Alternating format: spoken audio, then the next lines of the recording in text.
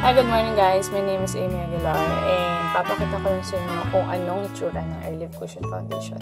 So, ito po yung front cover niya, no? Meron lang siyang nakalagay na Airlift Cushion Foundation, SPF 50++, anti-wrinkles, moisturizer, and lifting effect. Yun po yung benefits ng Airlift.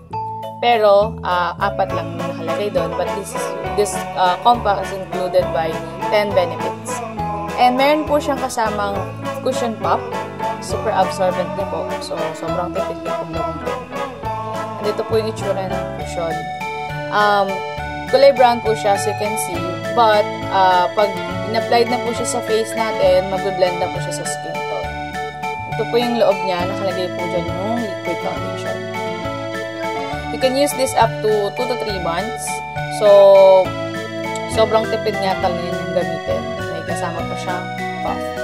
And, this compact is also detachable. So, pwede ka pong bumili ng refill once maubos na siya. So, ito po yung refill natin. And this is our compact. And you can also check our page for the testimony.